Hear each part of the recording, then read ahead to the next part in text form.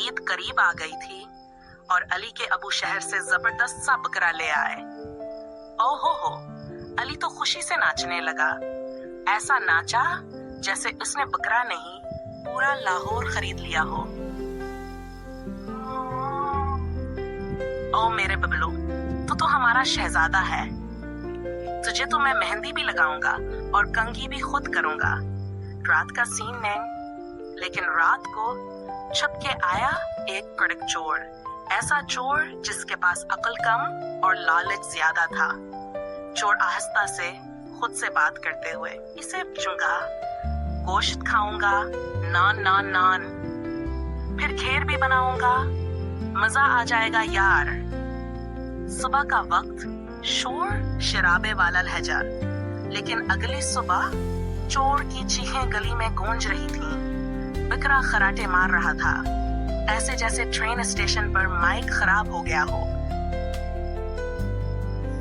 ओ अल्लाह, ये बकरा है या धरी फैज जनरेटर। चारपाई तोड़ दी, 2 चप्पल खा गया और अब मेरी नींद भी खा रहा है। बकरा बैठा था तकिए पे जैसे शादी के दूल्हा हो और डकारें ऐसे मार रहा था जैसे बिरयानी पूरी हजम हो चुकी हो।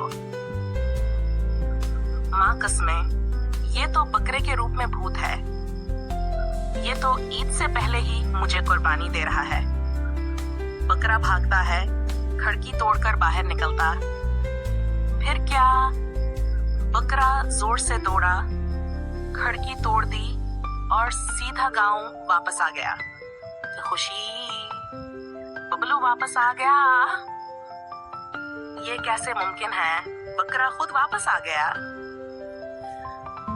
बकरा मुस्कुरा के बेहा करता है, यानी बचाओ, चोर बहुत जालिम निकला।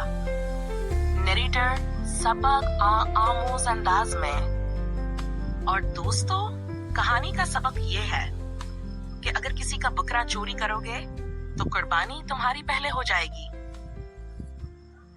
आखिरी जुमला जोरदार अंदाज में। चोर गया बकरा लेने, वापस आया प्लस्तर लगवा के।